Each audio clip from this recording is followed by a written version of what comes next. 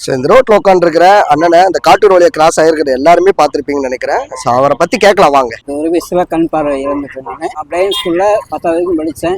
பல டிஎன்சி ஸ்கூல்ல படித்தேன். மேற்கொண்டு நான் வந்து ஊதிய வியாபாரம் பண்ணிட்டு இருந்தேன். நல்ல விதமாக செஞ்சுட்டு இருந்தேன். ஆனால் 6 மாசமா லாக்டவுன் சூழ்நிலையில் பொருள் வந்து விற்க முடியாம லாஸ் ஆகி நான் உட்காந்துட்டேன். நீங்க யாராவது எனக்கு முன் வந்து செஞ்சீங்கன்னா வாழ்க்கையில முன்னேறதுக்கு ஒரு வழி இருக்கு. என்னுடைய மனைவி படிச்சிருந்தா இன்னும் நான் நிறைய செய்யலாம். திராசுல எல்லாம் இடம் போட்டு கொடுக்க முடியும் மக்களுக்கு. அதெல்லாம் உங்களுக்கு ட்ரைனிங் பத்தாது. அம்மா நல்லா உங்களை பாத்துக்கிறாங்களா? அவங்க இல்லைன்னா நான் இல்லை. அம்மா இல்லைன்னா நீங்க இல்ல.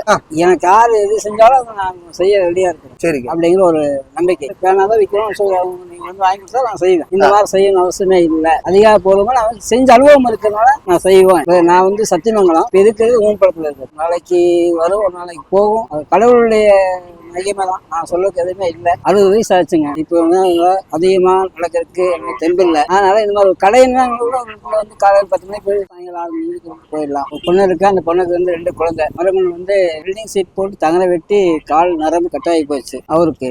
அதனால அவரை வந்து நான் இது மாதிரி உழைச்சி அவங்களையும் நான் பராமரிச்சுட்டு இதான் உண்மையா நல்லா இருந்தப்போ செஞ்சாரு. அவருக்கு அந்த நரம்பு கட்டாளத உடனே முதல் பேலன்ஸ் பண்ணி வேலை செய்ய முடியாது. ஸ்டிக்கர் வச்சு தாராளமா போயிட்டு வந்துடும். ஊதுபத்தி 2 பக்கம் ஷோல்டர்ல பேக் போட்டு கையில பத்தி இந்த கையில ஸ்டிக்கர் வச்சு போவோம். ஒரு பெட்டி கடையில வச்சு ஊதுபத்தி வியாபாரம் பண்ணணும்னு எனக்கு ஆசை. உதவிக்காரங்கள் யாரும் நீட்டினாலே போதும், அந்த வியாபாரத்தை பண்ணியே நான் வந்து வாழ்க்கையில முன்னேறுவேன்னு சொல்லி இருக்கிறாரு. யாராவது உங்களால முடிஞ்ச உதவிகளை செய்யணும்னு நினைச்சீங்கன்னா கீழே நம்பர் கொடுத்துருக்கேன், அது கான்டாக்ட் பண்ணி சார்கிட்ட பேசுங்க.